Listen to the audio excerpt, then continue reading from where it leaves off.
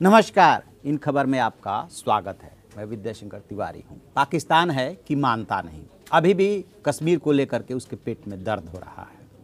अब दूसरी बार उसने सुरक्षा परिषद को अप्रोच किया है, क्या कि कश्मीर पे चर्चा हो। वह मानवाधिकारों का उल्लंघन हो रहा है। अपना देश उसे नहीं दिख रहा है कि पाकिस्तान ऑक्युपाइड कश्मीर में क्या हो रहा है, बलूचिस्तान में क्या हो रहा है। बलूचिस्तान के लोग सड़कों पे उतर रहे हैं, न्याय मांग रहे हैं, उसे नहीं दिखता। बट उसका जो दोस्त है यानी कि ड्रैगन चीन, उसे भी और कुछ नहीं दिखता। अमेरिका के सामने तो कहीं टिक नहीं रहा है। रोज अमेरिका उसके ऊपर शर्तें थोप रहा है। उसे भी कश्मीर ही दिखाई दे रहा है। जानते हैं क्यों? इसलिए कि उसे पता है कि उसके भविष्य की चुनौती भारत ही है। अब भारत से ही उसको चुनौती मिलने वाली है। लिहाजा भारत को वो अंदरूनी मोर्चे पे उलझा करके रखना चाहता है। यही वजह है कि जब अगस्त में पाकिस्तान ने सुरक्षा परिषद को अप्रोच किया तो चाइना ने उसका साथ दिया था और कहा था कि इस पर बहस होनी चाहिए। ये बात अलग है कि सुरक्षा परिषद की अनौपचारिक बैठक में जो भी चर्चा होती है वो पूरी तरह से अनौपचारिक होती है, उसको रिकॉर्ड पर नहीं लाया जाता है। तो चीन के समर्थन से अगस्त महीने में चर्चा हुई और अब एक बार फिर पाकिस्तान ने कहा कि कश्मीर में मानवाधिकारों की स्थिति बहुत ही दयनीय है, लिहाजा उस पर चर्चा होनी चाहिए और चीन ने उसका साथ दे दिया है। भारत इस बैठक को नहीं रोक पाया। भारत और पाकिस्तान में से कोई भी सुरक्षा परिषद का सदस्य नहीं है, इसलिए इसकी बैठक में भाग नहीं ले पाएगा। लेकिन चर्चा हो सकती है। वो चर्चा आज भी हो सकती है, कल भी हो सकती है, 2 दिन बाद भी हो सकती है, क्योंकि जो सदस्य देश होता है यदि वो डिमांड करता है तो मीटिंग बुलानी पड़ती है। अब जो फॉरेन मिनिस्टर हैं पाकिस्तान के, मोहम्मद शाह कुरैशी, उन्होंने 12 दिसंबर को सुरक्षा परिषद को चिट्ठी लिखी थी और इसमें उन्होंने तनाव, मानवाधिकार की बात कही थी कि इसकी वजह से तनाव बढ़ रहा है। और चीन के यूएन मिशन ने भी सुरक्षा परिषद को चिट्ठी लिखी, जिसके जो उसमें कहा गया है कि कश्मीर में हालत गंभीर है और भी ख़राब हो सकते हैं। चीन चाहता है कि पाकिस्तान की बात मानी जाए और इस पर परिषद की बैठक में चर्चा हो। फिर ये बात आ रही है कि अंतर्राष्ट्रीय समुदाय को साफ तौर पर बता चुका है कि जम्मू कश्मीर से संविधान का अनुच्छेद, भारत का ये स्टैंड हमेशा से रहा है कि वो अंदरूनी मामला है। पाकिस्तान इस हकीकत को स्वीकार करने को तैयार नहीं है। और चाइना का जो है, जो 370 खत्म हुआ है, उसमें उसके पेट में दर्द होने की एक वजह है कि वो लद्दाख पे अपना दावा जताता है, उसके कुछ पोर्शन पे।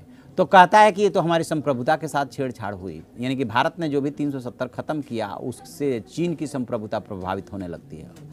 खैर, इसमें बहुत ज़्यादा बुरा मानने की बात नहीं है, क्योंकि दुश्मन का दुश्मन जो है ना, आपस में दोस्त तो बन ही जाते हैं। जो दुश्मन होते हैं आपके, यदि 2 दुश्मन हैं और दोनों दोस्त बन जाए तो इसमें आश्चर्य किस बात का? आश्चर्य कोई नहीं। बस ये ज़रूर है कि कश्मीर में जितनी जल्दी पाबंदियां हैं वो हटनी चाहिए और जनजीवन सामान्य होना चाहिए, ताकि दुश्मनों को कुछ चर्चा के दौरान कुछ खास मिले ही नहीं, मौका ही ना मिले।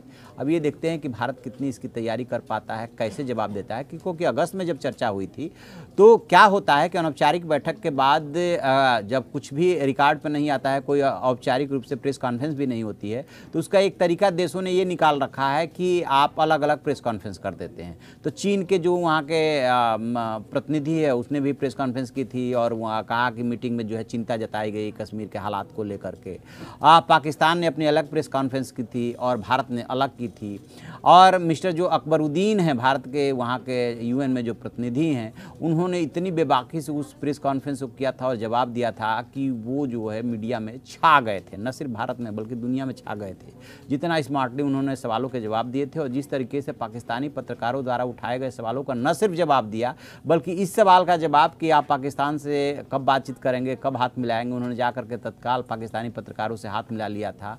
लीजिए मैं शुरू कर देता हूं, और उसको लेकर के उनकी काफ़ी सराहना हुई थी। तब ये देखने वाली बात है कि अब की बार जो अनौपचारिक बैठक होने जा रही है इसमें क्या होता है और भारत उससे कैसे निपटता है, क्योंकि भारत एक बार बहुत स्मार्टली जो है सब कुछ पूरी परिस्थितियों से निपट चुका है और अकबरुद्दीन ने बहुत अच्छी तरह से उस स्थिति को संभाला था। इस बार भी भारत की तैयारी कुछ ऐसी है कि नहीं मानते हैं, यदि बैठक होती है तो भारत फिर से वैसा ही जवाब देगा पाकिस्तान को, क्योंकि यूएन की जो जनरल असेंबली हुई थी उसमें जिस तरीके से पाकिस्तान के प्रधानमंत्री प्रधानमंत्री इमरान खान बोले थे, उसके बाद भारत ने अपने महिला प्रतिनिधि से जिस तरीके से जवाब दिलाया था वो भी पाकिस्तान को याद होगा। लेकिन पाकिस्तान की सेहत पर और चीन की सेहत पर इससे बहुत ज़्यादा फर्क नहीं पड़ता, क्योंकि उन्हें इस बात से मतलब नहीं कि आपके देश की अंदरूनी परिस्थितियाँ क्या है। कश्मीर को तूल दे करके यदि आपकी सत्ता बची रहे, आपका अस्तित्व बचा रहे, तो वो बचाने की कोशिश कर रहे हैं। तो देखते हैं कि अब ये बैठक आजकल में होती है तो फिर क्या नतीजा निकलता है या क्या बातें होती है। नतीजा तो खैर कुछ निकलना नहीं है, जो भी बातें होंगी, जो भी अपडेट मिलेगा हम आपको बताएंगे। आप देखते रहिए हमारा डिजिटल चैनल इन खबर। Thank you. इन खबर चैनल को सब्सक्राइब करें और बेल आइकन दबाना ना भूलें।